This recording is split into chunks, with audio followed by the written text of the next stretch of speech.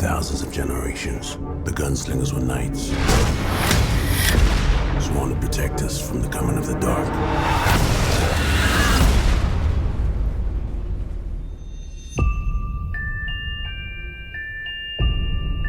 These visions, as you call them. What do you see? I see a tower, the man in black, and the gunslinger. They're just dreams. They're not real, Jake.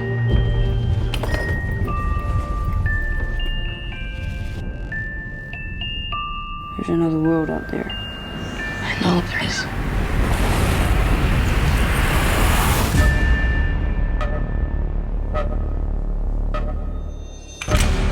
Whoa. Who are you? Joining us today, he is the editor-in-chief at ScreenCrush.com. He's also written a review of The Dark Tower entitled A Good Gunslinger in a Bad Gunslinger Movie. Matt Singer, welcome back to the Slash Filmcast. Matt, how are you doing today? Oh, I'm doing great. How are you, Dave? I'm doing fine. I'm happy to be here with you to talk about The Dark Tower. And this bonus episode came about because you and I, we Facebook chat back and forth about movies sometimes, and sometimes we really get off on a tear about movies that didn't make any sense to us. And when that happens, we're like, hey, let's try and capture this in a podcast form. So appreciate you joining me today to talk about The Dark Tower, a new film directed by Nikolai Arcel, based on the Stephen King fantasy series. And before we dive into this, couple of announcements I just want to make. One is, we're probably going to spoil the film like right from the outset. Like we'll have like plot details from the end of the movie that just come right up ahead. So this is not a movie review to listen to if you want to remain unspoiled. But also wanted to ask you before we dive into this plot and just kind of talk about it point by point. Overall thoughts on the movie, Matt. It sounds like you didn't like it. Why is that? Oh, well, because it's a mess and it's not very good. Yeah, Is that an acceptable answer? Those are pretty good reasons. I think it's one of those movies where you can see the good movie it could have been, and in some ways that makes it much more frustrating and infuriating than just a terrible movie. Like it's a better movie than the Emoji Movie. But like the Emoji Movie, like there was no hope for the Emoji Movie from the get-go. It's the Emoji Movie. Here, there definitely could be a great movie. Maybe it has to be a TV show, but I still think you probably could make a great movie out of this material. And there are some elements of it where you can really see the potential of it. Particularly Idris Elba, I thought was terrific in the movie. Even though the movie is just total garbage, he is like really, really fun to watch, and you can see why they cast him, and you just go, man, in another universe, in the I don't know, what do they call it, Midworld, whatever it is, somewhere out there, there's a world where the Dark Tower movie is amazing, and he is, he becomes like one of the biggest stars in the world because of it. You can see that, but the movie very rarely sort of attains even close to that potential. I think that's right. I agree with you. Idris is the best part of the movie, and I think there's actually some promising ideas, some promising visual concepts in the movie. I think Midworld overall is designed in a kind of interesting way, but we see not very much of it. It's one of those movies where it's both too much and too little. Like they throw a ton of exposition at you, but then the world doesn't feel developed enough. The world building doesn't feel fully fleshed out, and that's a big problem. So let's kind of a problem. Let's talk about the plot of this movie. I'm going to read from your review. I tried to find a plot summary of this movie online. There's not that many available yet. But yeah, let's start with your review here. We'll just go like piece by piece and talk about each component of it. It was never entirely clear who Elba's Roland Deschain, is that how you pronounce it?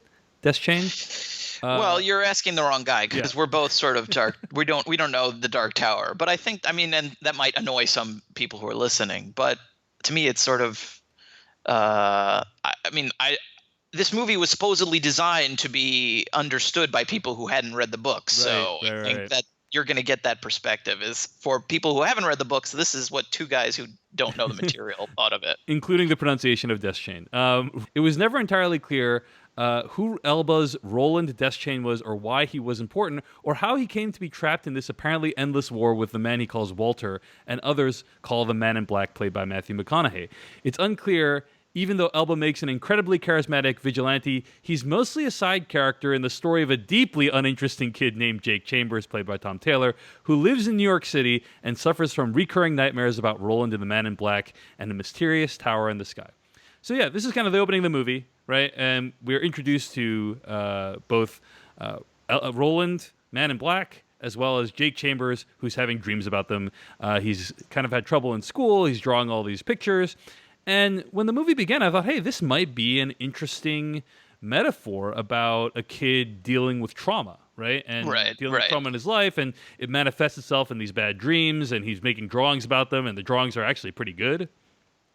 Yeah, I was thinking the same thing, actually. Like, no one seems to encourage this kid's artistic ability at all. Like, I feel like if this kid was drawing like this, people would be like, man, we got to get you into art school. You've got some, like, this is how James Cameron created the Terminator. He had like a fever dream and he drew the Terminator because he saw it in his dream. Yeah, like, imagine if his mom and stepfather told him, put those dreams in a drawer, James Cameron. Right. Or said, we're going to send you to an insane asylum. Right, which is what happens in this movie. Which is what happens in this movie. My plot synopsis and your reading of it sort of, to me, I was sort of, you said like, oh, it introduces all these people. I was kind of boggled that the movie takes so long to introduce Idris Elba. Like, the very first scene, first of all, to me, felt like it was the third act of another movie. Like, it starts in this, it looks like almost like a prison camp, and that's, I guess, kind of what it is, with all these kids sitting around, and then a bunch of the kids are rounded up, and they go in this room, this weird, like, high-tech room, and they're strapped to these, like, torture chairs, and then they're all, I don't know, people are pressing buttons and stuff, and then they're all like, they're screaming, and then their screams turn into energy, and then the energy, like, zaps into the sky, and it shoots this tower, and you're just like, where am I? What is happening? Well, and then, Matt, and then you're missing the extremely helpful explanatory text that happens at the beginning of the film. Right, that is true. There's this text that appears on screen that says, there's a dark tower that protects all of our worlds. It is said the mind of a child could destroy it. Right. Which, you're like, why would a child want to destroy it? How do we know that a child can destroy it? Whatever, it's fine. But yeah, so they start with this sort of, it's like a prologue. It's a dream by this kid Jake, but it's just and then we see a lot of Jake. It's all Jake. There's like, we literally don't even see Idris Elba. I think it's for like the first 15-20 minutes. Right, and then he has another dream sequence that features Idris Elba, right? Yeah. Right. He introduced the Idris Elba character is introduced in like the least exciting, dramatic, it's not like he's unveiled with this incredible flourish. You talk about like the history of great movie introductions, like this is at the very bottom of the list. It's like he just has another generic dream sequence where Roland and this other guy, who we later learn is his father, I don't think they really explain that until after the fact, says there's this, they're sort of in a fight with the Man in Black. I was talking with someone who knows this material, and apparently this is like a sort of recreation of this famous event, either from the books or before the books or whatever. But it's literally like two guys standing in a forest with so much fog that it made you go, did they just film this like in a park next to the studio? Because why is there so much fog? And then the Man in Black shows up and kills the other guy who is Roland's father. But again, I don't think they explained that at first. I had no idea who it was. Right. Then just leaves. Well, I think he says he's his father in that scene. I don't remember. Does he say it? I think so. I remember thinking that, that's his father. Played by Dennis Haysbert, who, by the way, looks amazing at age 63. Yes, he does. He just has aged extremely well. But it also raises the question, Matt, why would these guys feel like they have any chance against the Man in Black if the Man in Black, all he needs to do is say, stop breathing, and that's his trump card. He can kill anyone by saying, stop breathing. Yes. So, yeah, his powers are incredibly unclear. Again, I'm sure in the books he makes perfect sense. But in the movie, he is a guy who can tell anyone to do anything and they do it. except Roland, who, for reasons that are never explained, he cannot control. He just he mentions it all the time. He's like, "Oh, I see my magics don't work on you. All right, all right, all right." And he says that at least twice, maybe 3 times over the course of the movie. And they exactly in that way too, right? With that exactly quote. in that way. He can't. I mean, they just make it's like literally a studio note where they're like, "We need to explain why his magic doesn't work on him." Somebody ADR in a line where McConaughey says this off camera, and that's what they do basically. And they never explain why Roland is immune. Again, maybe they say it in the books. I don't know, but this is like another one of those things. Also, the Man in Black also has telekinetic powers. He can like wave his arms and stop like falling glass. He can throw bullets. Well, don't forget his biggest magical power, Matt, which is that he has the ability to look like Joe Bluth in the Brotherhood of Magicians from Arrested Development. I mean, it's a rough outfit. I think he does not look good in this movie. They do say he is a sorcerer, but they don't really explain the extent of his powers. He seems like a god. But that's a problem because later in the movie, when he dies very quickly and easily, relatively speaking. Like for all the buildup, it is very easy to kill him. Right. But yeah, he's wearing something like Neo's outfit from Matrix Reloaded, like after he's become the One, except as if it was assembled from like a dollar store. You know, like it doesn't look that good. It looks pretty cheap and really weird and silly, I would say. Which is a shame because Matthew McConaughey is a great actor. I don't think this role did him any favors. I don't know what the problem was exactly, whether it was how the role was conceived or how it was written or the direction. I don't know what was the problem here, but it did not work for me as a threatening figure. No, he's ridiculous. There's one scene where Jake's parents show up in their house and he's there and he's like cooking chicken and he's like, "We don't have chicken where I come from." And you're like, wherever you come from, there's definitely chicken. Like just from the accent alone, you're definitely from a place that has chicken. That's baloney. Sorry. And then later, like towards the end of the movie, he has all these doofy minions who look like idiots. And I think it's right before he jumps in one of his portals when the gunslinger is about to get into this big, underwhelming gunfight with all of his minions. And he's like, "Have a good apocalypse," and like then jumps in a portal. And you're just like, "Oof, this is," for a movie based on a bunch of books by one of the most beloved writers of all time. This movie is very very badly written. Like the writing is so deficient. If you didn't know it was based on something by a beloved author, you would be like, "Who wrote this? This is terrible. The dialogue is bad." Anyway, we should say there are like 4 or 5 screenwriters on this thing. Yeah, there's 4 credited. A lot of cooks in this kitchen. But going on in your plot summary here at ScreenCrush.com, quote, "Jake is convinced these dreams are real and draws them in impressively detailed sketches he hangs on his bedroom walls. But everyone, including his concerned mother, thinks he's crazy. Even Jake's therapist insists his fear of an impending apocalypse is all made up, which seems particularly cold because the world keeps getting rocked by repeated unexplained earthquakes.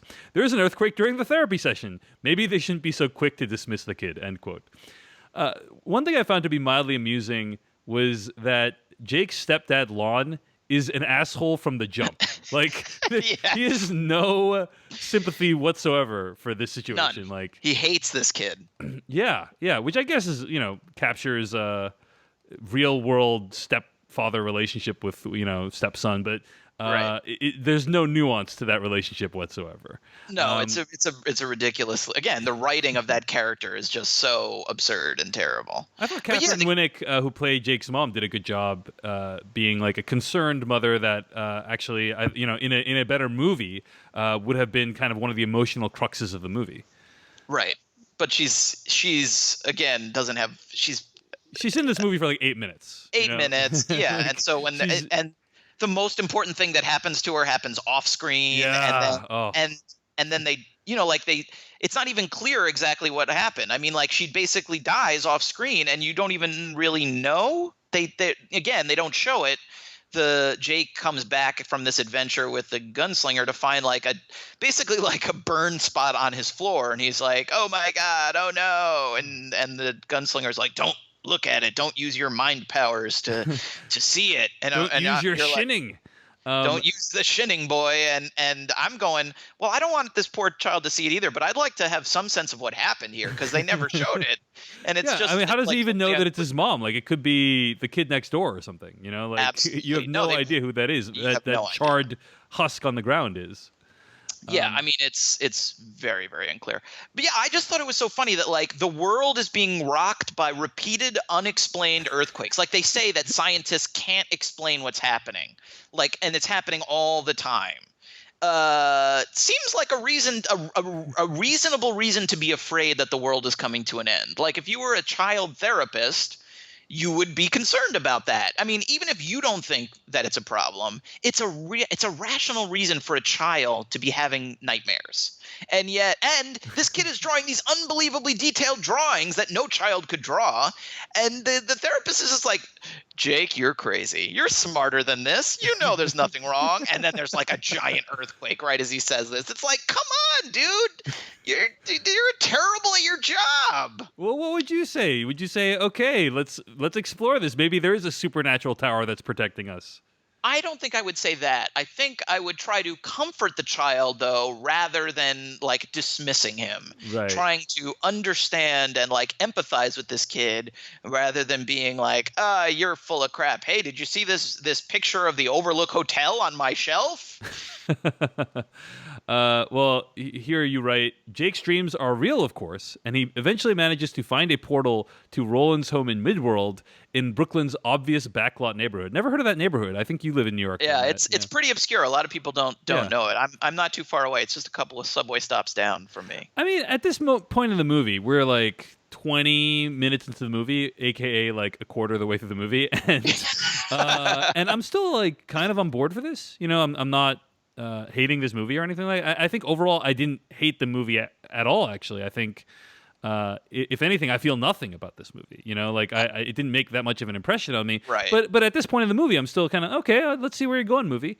Because I think the design of the skins, right, the demon creatures or whatever from Matthew McConaughey's world who have like human skin on them. I like the seams in the neck and stuff like that. It was kind of a fun scene when Jake escapes out the window, and then the psychologists or whatever, you see their true colors. They're really actually trying to take him away, and there's this kind of weird chase sequence on the roof, and Jake runs away, and I'm actually still kind of on board at this point in the movie. I'm thinking, oh, where is this going? And so Jake ends up teleporting to Midworld, but not before the wood flooring tries to attack and kill him in this building. For no unexplained reason either. That's another completely bizarre moment. I think they might make a reference to it later in the movie, like when they're in the Man in Black's lair and they're talking about something that happened with that portal. I think they might allude to the attacking wood. But I mean, they definitely mention an old portal. Right, but if they explained why the house comes alive and attacks him, I missed that. I probably missed it. Like if anything, it was stops. It immediately stops too. It like is like it's all attacking him, and he's well, all I think it's because of his psychic powers. Like, that was my interpretation. Oh, is that what it is? Like his extremely poorly defined psychic powers were able to stop the wood from attacking him. I mean, I guess that's a logical explanation. I'm not sure that the movie makes that explicit, but I guess that's a logical explanation. Yeah, and if the movie does explain why the wood comes out of the ground and attacks Jake, like it is a 1 to 2 sentence explanation at most. Right. I did wish that the movie put a little more effort into because they definitely shot some of the movie in New York. They're like. There are definitely shots of real New York, and most of it seems like it was shot on a single block near Union Square. The beginning, like the scene where he bumps into that crazy guy on the street who was like, we later learn was like a formerly kidnapped child or whatever, the homeless man. Yeah. That's all like one block. And like later when he's walking with Roland in the city and he's like, wow, I feel a lot better after drinking that sugar water and eating those vitamins or whatever. That's like the exact same block. So it seemed like they shot the movie in like one block, which again speaks to the sort of limited world building. But I just wish they had put a little effort into finding a house that looked vaguely like something that might actually exist in Brooklyn. Like it's just like it looks like the Monster house. Like, it's Right. so- When he walks up to it, you see a view of the houses behind him, and then I'm thinking, oh, well, that looks like New York. Cut to the reverse shot when you see this monster house that looks like it doesn't belong in New York, and I'm like, that's probably on some kind of back lot or something. Like there's probably some movie magic to fuse those two scenes together. But anyway, Jake heads through the portal, which, by the way, is like sci-fi. I believe in the book, The Man in Black, his whole lair is it's much less sci-fi. It's much more like supernatural. But I think the way it's conceived of in the movie is pretty silly. I don't remember if it was your review or another review I read that's basically like this. Man in Black's lair is like Cabin in the Woods. It's like the underground bunker in Cabin in the Woods, pretty much. Right. I didn't say that, but I definitely got that sense, especially because one of the guys who works there is one of the actors from Cabin. Is one of the actors in Cabin in the Woods. Right? Yeah, it's hard not to make that comparison. Right, and this is a movie that tries to combine supernatural and sci-fi in ways that I don't feel are fully successful. You know, I didn't quite buy it. You know, that the Man in Black is godlike powers and is like a sorcerer, but also he needs a crew of people running his Minions. like machinery in this underground lair. It just is. Yeah. Well, if he has all these powers, why can't he just make all this machinery go? Why does he need machinery at all? You know, like why does he need underlings? If he can tell anyone to do anything, why would he ever send these like generic underlings to go fight people for him when he could literally walk up and just say, "Come with me," you know, or "You're going to follow me and do it exactly what I say." Like, isn't that a much easier way to get things done than to send like generic, mindless monster dudes to capture someone or to get something you need? Like, they never do anything right, and then he's all upset. Right? Yeah. It's like when like in the old Super Friends or something, when like Darkseid would send his minions and he'd be so upset when they screwed everything up. It's like, if you want something done right, do it yourself, man. And by do it yourself, you mean mind control people to do it. Yeah. Right? I mean, I think what Matt and I are alluding to is that the rules of this world are very poorly established. Like, what can the Man in Black do? What can he not do? What are his limits? We have no. It's not set up at all. It's not explained at all. I did think it was kind of interesting. You know, there's this moment when he walks past this little girl who's talking to his mom, and he waves his hand and he says "hate," and then her eyes fill with like this black stuff. And then she just goes back to the conversation, and it's not like she becomes a raving lunatic or anything like that. But you think, don't see hey, what happens next. maybe this girl is gonna become a horrible teenager one day, you know? And don't know. That's Matthew McConaughey's influence on her. I think it's interesting to see like the devil walking through our world, doing his stuff. We just don't very often see depictions of that these days. So anyway. All right, well, let's move on. Even though Jake is drawn from the Dark Tower books, the moment he meets Roland and starts tagging along on his trek through Midworld, the Dark Tower begins to feel less like an adaptation of a famous novel and more like fan fiction by someone who always wanted to hang out with the gunslinger. End quote. Jake arrives in Midworld, meets the gunslinger. They start to have adventures together. Yes, he like despises him initially. He distrusts him and doesn't like him, doesn't want to come with him. Then I would say within maybe 5 minutes. Within 5 screen time minutes, he's like his surrogate father, and they're besties forever. Yeah.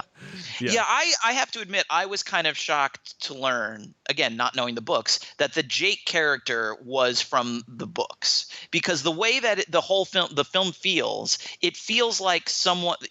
Either like a studio executive or one of the writers was like, this world is so weird. We need a character to be the in who explains everything, and we see it all through his eyes. And they created this Cypher character who is totally bland and has no interesting experiences or thoughts, or it's just there to be the conduit to see this strange world.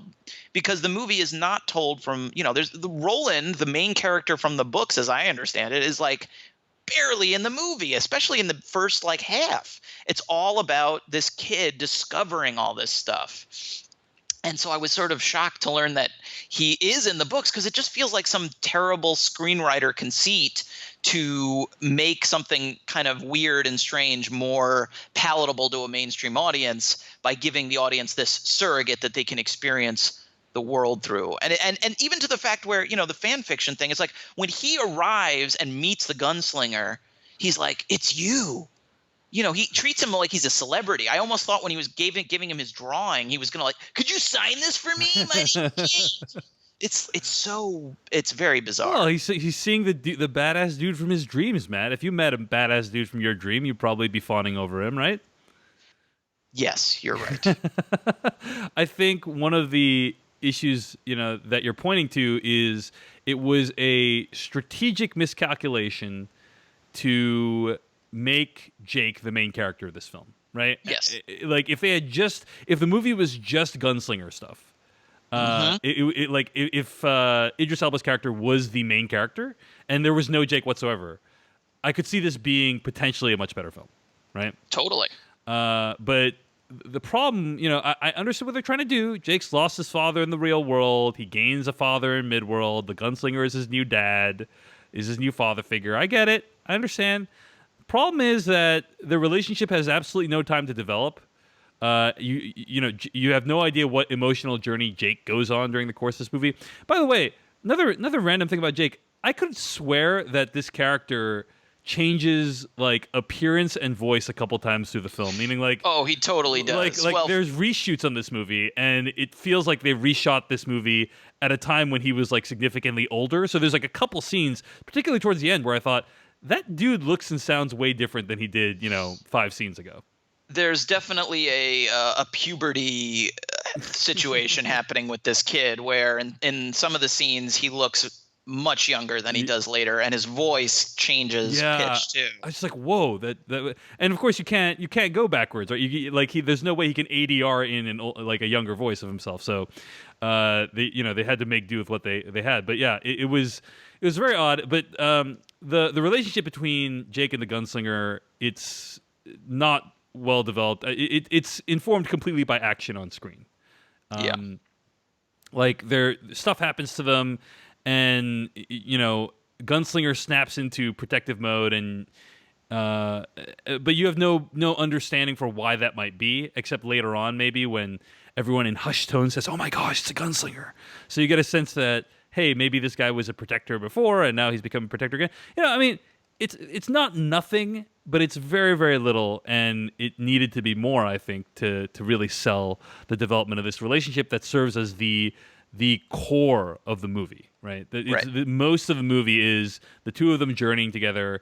And anyway, they go into the forest. They see a Pennywise like carnival thing. Another reference to Stephen King. Yeah. There's many references to Stephen King movies throughout this movie. Actually, your colleague Britt Hayes at ScreenCrush did a nice video essay about this. You can find that at ScreenCrush's YouTube page. But they go into the forest, and they're attacked by these creatures, and one of them... one creature, right? It's only one creature? I guess it's one creature. He looks like... Good luck. He looks like Jake's dad, right? Jake's dead dad, and then Jake like reaches out and touches his hand, and Roland's like, "Get back!" and shoots at him, and then the creature comes back and attacks him, and this is one of like 3 action scenes in the movie, so I feel the need to point it out. I mean, what'd you think of the action in this movie, Matt? It was terrible.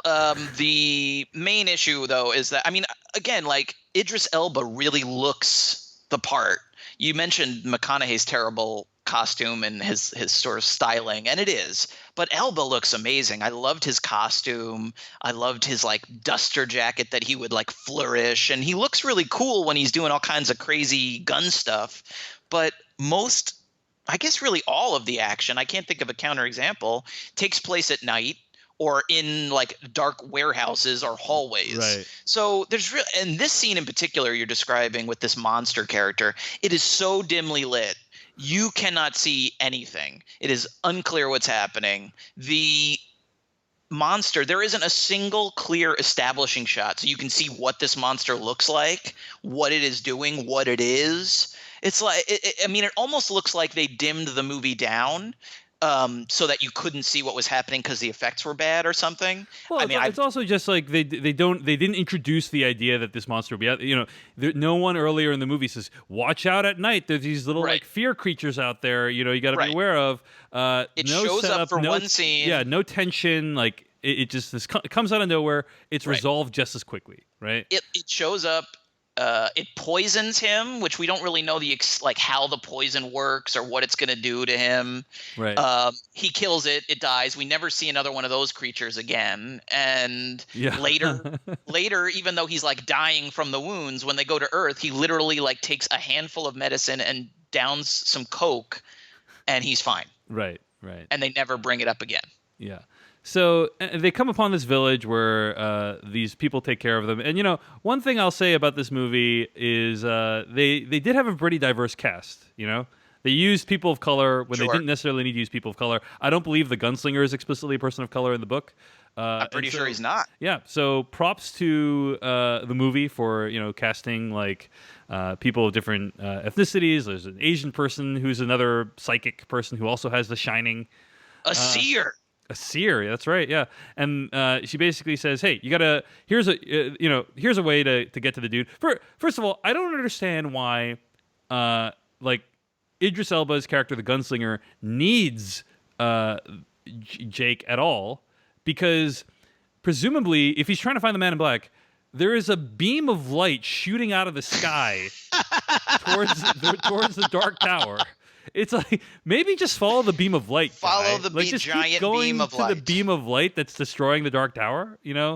You don't need this kid to guide you there. Anyway, that's an outstanding.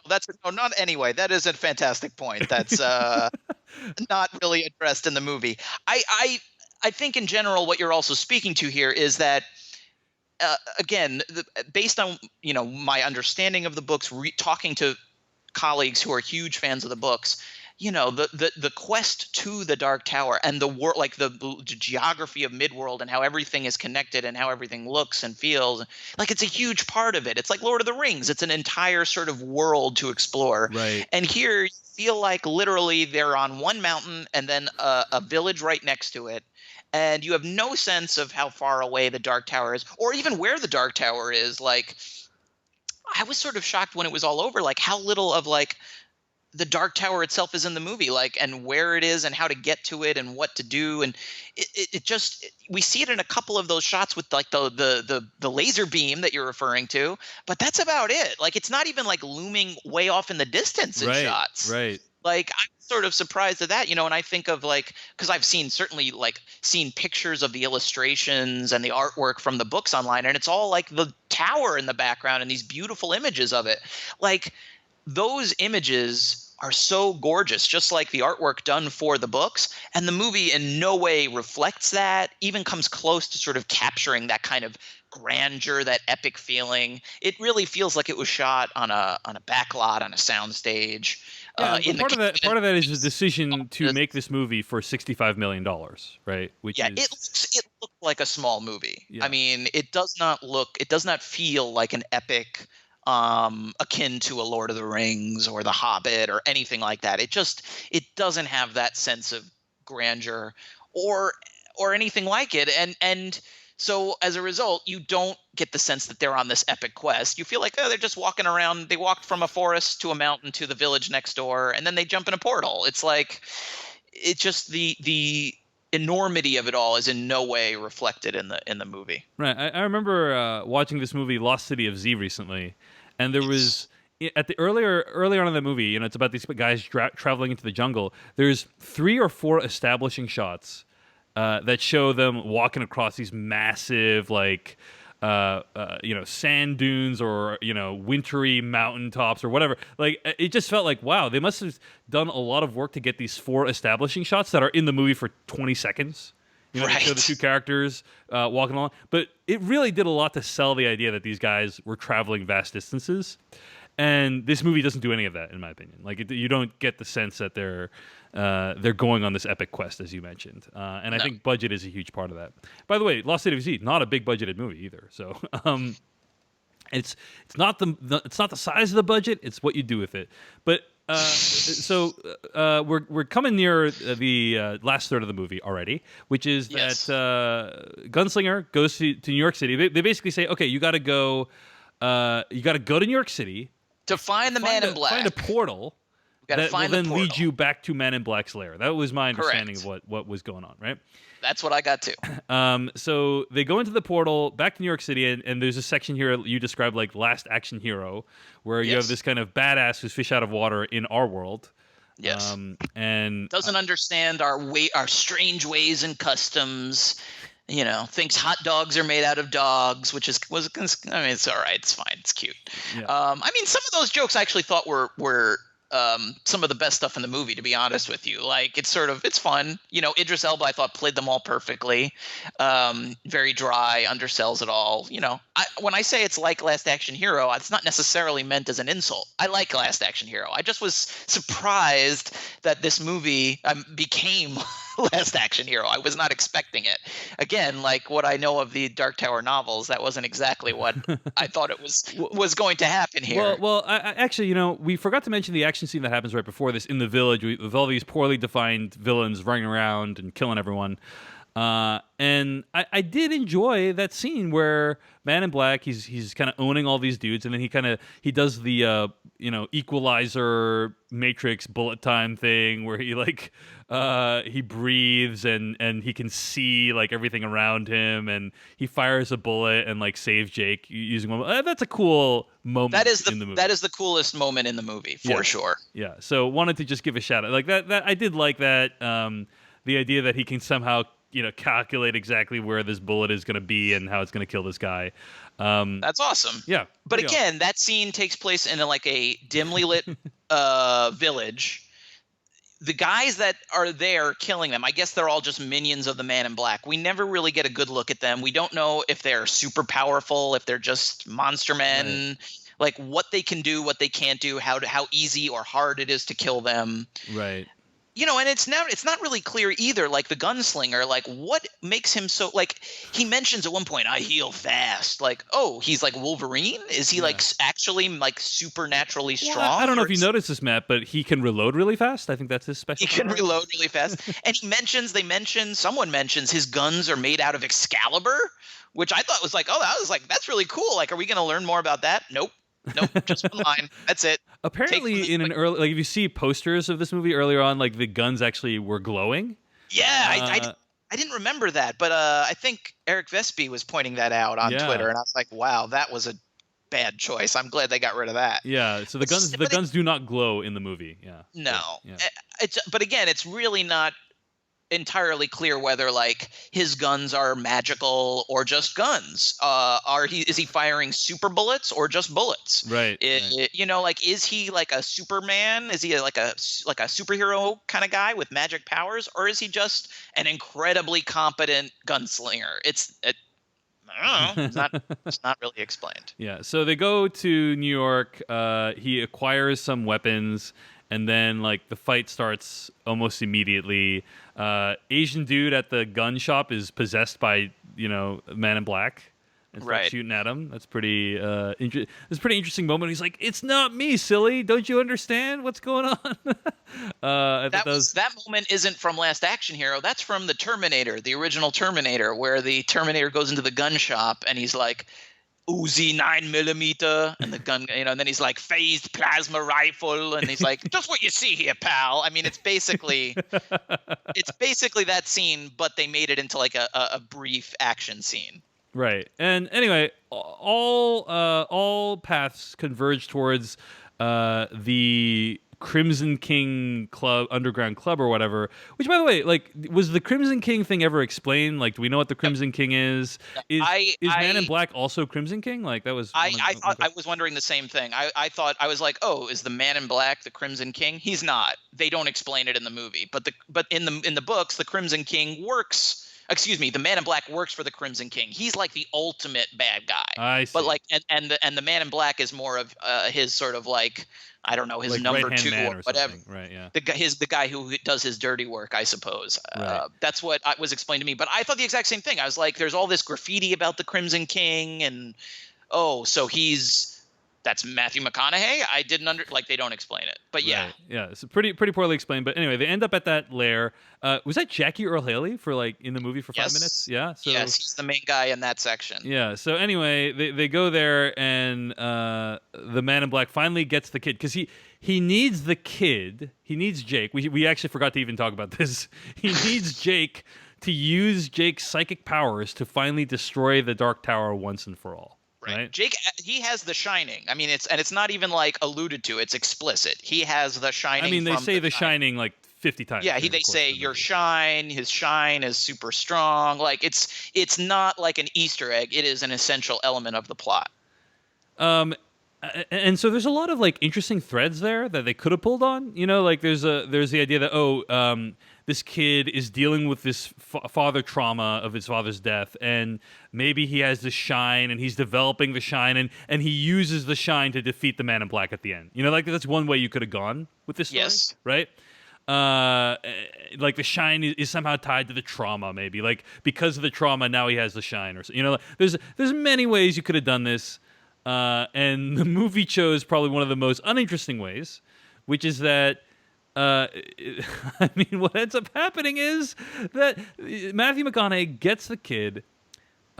He takes the kid through the portal. The kid, to his credit, uses his shine to keep the portal open, right? So I guess that kind of helps. And then Idris Elba kills 100 dudes using revolvers, and then faces off against the Man in Black. Now, what did you think of this action scene? I actually enjoyed it. It was over in 3 minutes, but I thought seeing a dude reload revolvers a bunch of times to kill enemies, you rarely see that these days because it's so inconvenient. Most people in modern day movies use clips. And so there's something visually interesting about a dude being forced to reload a revolver all this time. Right. It seems like a kind of a knockoff version of the scene in The Matrix where Neo and Trinity are storming the building where they're holding Morpheus, one or two people against a million people. But yeah, this stuff, again, Idris Elba, I thought, really has a presence on screen. And he's what he's doing could be incredibly silly, tossing bullets in the air and then catching them in the chamber of the gun, and flicking the gun across a gun belt and having the bullets fall in the gun. That could be done. That could be so silly, but it actually is pretty cool. And he has this sort of intensity about him where he's not messing around. You know what I mean?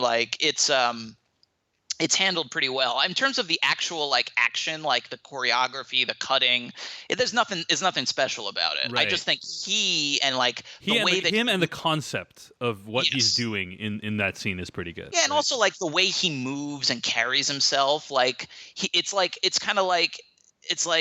think I described it in my review as Gene Kelly meets Chow Yun-fat. There's probably also a little Clint Eastwood in there too. Yeah, great comparison. Yeah. But it's those three combined. It's really cool, and those are the moments where you're oh, in a good movie, he would be the coolest action hero who ever lived. Right. So then he faces off against Man in Black, final confrontation. Man in Black uses his psychic powers to move objects in the room to attack Idris Elba. Here comes some glass. Here comes rocks from the ground, Idris. Here comes this whole thing pillar. Is a disaster. This part is a disaster, and I think personally that this was my gut tells me this was all reshot. It just has the stink of they totally redid this ending because they kidnap the kid, they take him away, they're torturing him in the torture chair with the mind lasers and yada yada yada, and he's he's keeping the portal open, and then.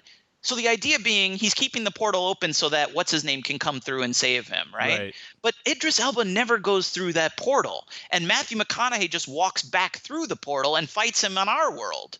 So, what's the point of keeping the portal open if Idris Elba – I guess at the end he shoots one bullet through the portal and blows up the entire building where it's how powerful are these guns? How are these magic bullets?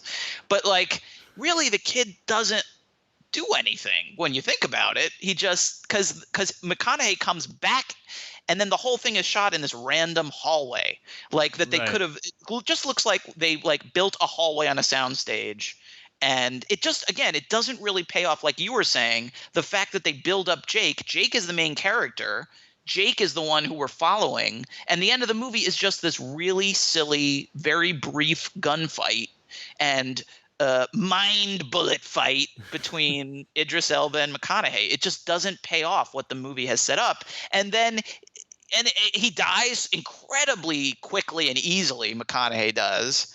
And so yeah, let's talk about that. So he throws like a piece of concrete down onto Idris Elba, and then Idris Elba starts doing that chant or whatever it is. I do not aim with my eye, I aim with my the gunslinger motto. The gunslinger motto. It's like creed. I have not I have not forgotten the face of my father or whatever. Right. I don't brush my teeth with my toothbrush. Those who brush their teeth with their toothbrush have forgotten their face of their father. Right, exactly. I brush my teeth with my mind. Exactly. That kind of stuff. That kind of stuff.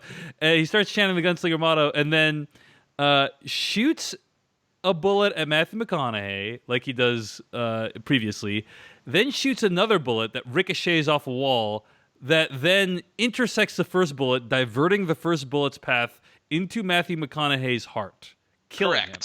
Yes. Right? Now, as I pointed out to you, yes. That doesn't make any sense because in nerd voice, nerd voice, right? Are we to believe? The second bullet should have been fired first because it has longer distance to travel. So it doesn't make any sense on its face. But how could a bullet catch up to another bullet? It could if you fired them in the correct order.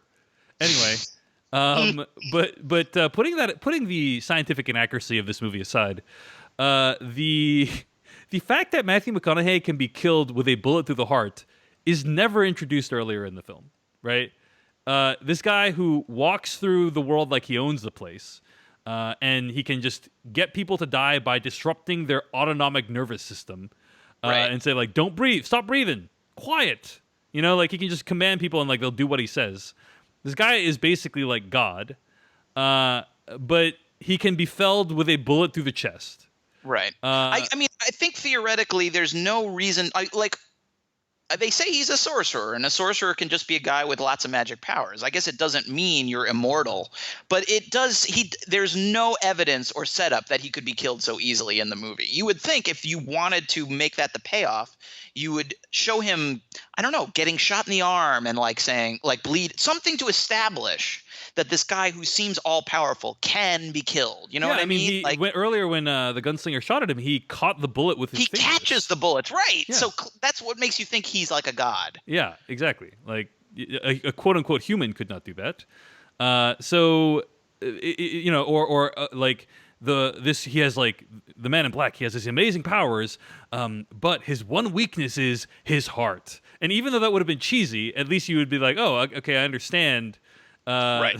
What you're building up to, which is that you've got to find a way to somehow expose it, like have some kind of plot payoff for that idea. But nope, he just gets killed in the chest after the end of a 3-minute action scene between Gunslinger and Man in Black. That looks, again, I want to reiterate, looks very, very stupid. Matthew McConaughey is like you said, waving his arms like a magician. Like Job from Arrested Development. It's the final countdown, and he's like catching he catches bullets, he stops glass and then throws the glass with his mind. Yeah. Then he's like literally like flicking bullets, like pew pew pew. Like it's just he's flinging bullets at the man at the gunslinger. And it's so bizarre because everything Idris Elba is doing looks really cool. The way he unfurls his jacket and slides across the floor, and then every time they cut to Matthew McConaughey, he looks so incredibly stupid. It's just a very strange juxtaposition between this incredibly cool character and this total doofus. It's like, how did this happen? It's very strange. So there's a 007 movie called Spectre that came out recently. It's a terrible movie. And in the movie Spectre, there's a scene where James Bond is leaving the enemy lair, Blofeld's lair, and he takes a machine gun and he fires at the lair for like 5 seconds, and the entire lair I forgot the entire lair blows up. Right? Yeah. And I remember reading a review. I don't remember who it was. It might have been like Drew McWeeny or something who said like, it happened so quickly. I thought it was a dream sequence. Like I don't remember who wrote that, but it's like the way that James Bond destroyed that entire building was so quick and easy that it could have been a dream sequence. Yes. That's how the ending of this movie felt. Oh no! This makes that look like realistic. Yeah, this makes that literally one bullet. He takes like maybe a couple bullets. Like he fires bullets into the machine that Jake is sitting in. After Jake is out of it, of course. The machine he's in that frees Jake, and then I think he just shoots one more bullet. One bullet into the device, and the entire building comes crashing down. Giant explosion. The building is completely annihilated off this one bullet, and it's like, well, I guess that's the end of that chapter. The end. Yeah, Stephen King wrote how many books like resolving the Dark Tower mythos, and even then, like I think it all ends with basically like, well, we're gonna do this start over from the very beginning and do like it's like an endless cycle. Not here. It only took me 88 minutes to shoot the Man in Black in the heart and blow up the machine and save the Dark Tower. Good night, everybody. But then that singer comes our favorite part of the movie. That's the best scene in the whole movie. The best scene in the whole movie when they're eating a hot dog, right? And he's like, what breed is the hot dog? Ha ha ha ha. And he says, you should come back with me. You have nothing to live for here. I think, right? Is what the gunslinger says to Jake. Come with me, Jake. You got nothing left on this hellish planet. And many issues with that. First of all, that is incredibly cold-blooded. I mean, Jake has no friends. He has this neighbor next door who he hangs out with all the time. Like, maybe that family could adopt him. Yep. Secondly, like we never see any of Jake's school life, but presumably he has people who like care about him there. Maybe, I don't know. Well, there is that one scene in the school where he beats up a bully. Right, exactly. My dog is barking. I apologize if you hear that. He's being bothered by the Man in Black, I think. No problem. And third of all, is the world of Midworld really preferable? Like, Midworld feels as well developed as it is. It's not very well developed, but as well developed as it is, it feels kind of like a hellscape. It's a post-apocalyptic wasteland. Yeah, clearly. Yeah, it's like going to live in like Mad Max Fury Road world. It's like The gunslinger literally says to this, I don't know, was he 12? Maybe 12-year-old boy? Yeah, 13, 14, no older than that. Maybe. I mean, at oldest, he's like a freshman in high school. Maybe. Yeah. He says to him, you have nothing left here. Your life is in shambles. Come with me to the post-apocalyptic wasteland. Don't go to school. Don't stay on this place with, running water and toilets. Come with me to the hellscape and hang out. Like, this is the worst. I'll be your father. I'll be your father. You'll be my son. It'll be like just like old times. Yeah, and he's like, okay. Yeah, he seems like really excited about, like, really? You're really asking me? As though this offer was like an incredibly generous proposal. I was flabbergasted. I could not believe my ears or my eyes.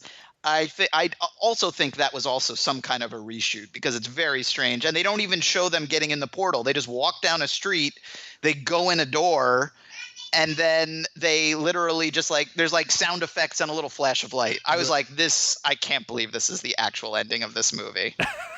It was such an odd image to end on. Like it's almost like they ran out of money for that last. Like it could have been like a very what's another movie like Stargate? Like Stargate. I'm pretty sure that movie ends on a portal, right? Right. The original, right? The Roland Emmerich movie. And it's beautiful. Like, it's a beautiful ending, for that movie. Where they're standing at the Stargate, and he's like, I'm not going to go. And he goes to the Stargate.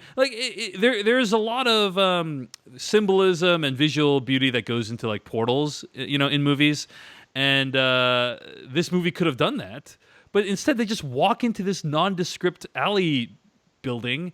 And then you see, like, flashes of light that could have been done using, like, a freaking lamp or whatever. And cut to credits. That's the end of the movie.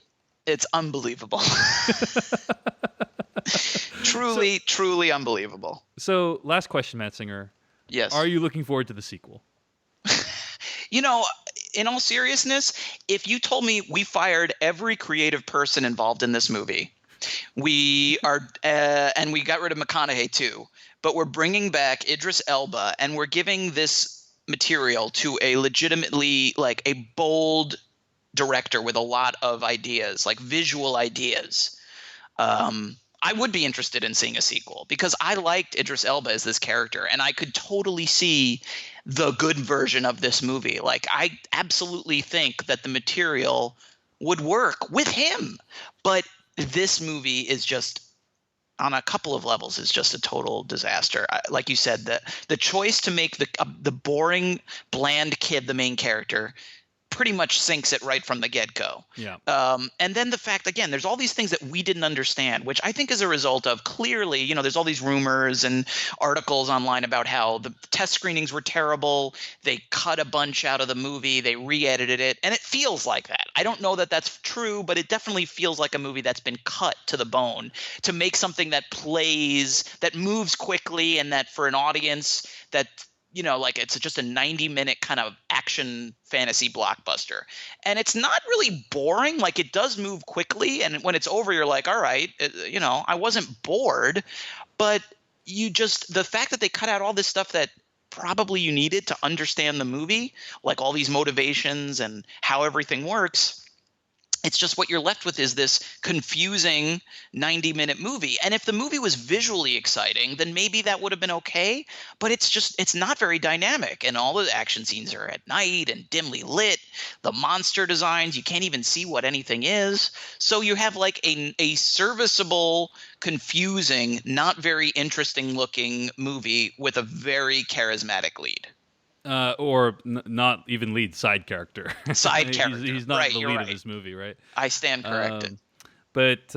Yeah, I think you summed it up really well. A lot of problems with this movie. Very unfortunate. And I've been seeing a lot of reviews online that are just like Eric Vespe's review at Ain't It Cool News. Heartbreaking, because this is probably the only time we're going to see this movie adapted to like, it's been decades in the making, right? To get this movie to the big screen. They're probably not going to get another bite of the apple at this one for at least another decade or two. It's like, you know, M. Night Shyamalan's The Last Airbender. You know, no one's talking about making another Last Airbender movie, you know? Right. Right. And so it's a shame because it's an epic work. I mean, imagine if instead of Lord of the Rings, like Lord of the Rings was 3 movies and then Hobbit was 3 movies. Imagine if the material from Lord of the Rings and The Hobbit was compressed into an 88-minute movie, you know? Right. That's kind of what this feels like. Yeah. And it suffers horribly because of it. So yeah, I mean, I'm not like I already said. I think they could have you could make a movie out of this if you did like a manageable chunk of it. But I think pretty clearly this was meant to be like a TV show. Yeah. Like, don't you think this would just be like an HBO or HBO Starz or something like that? Westworld. Make this Westworld, basically. Yeah. Throw a huge amount of money at it, and this could be your next like Game of Thrones or Westworld, like very easily. It seems like it's tailor-made for that. And so the choice to do it this way was definitely compromised. Well, Matt Singer's review of The Dark Tower can be found at ScreenCrush.com. It's entitled A Good Gunslinger and a Bad Gunslinger Movie. And where can people follow you on Twitter, Matt Singer? At Matt Singer. Really appreciate you joining me today on the /Filmcast. Find my stuff at davechen.net, at /filmcast.com. And I'm on Twitter at Dave Chensky. That's Dave Chen SKY. Thanks for listening, and we'll see you guys later.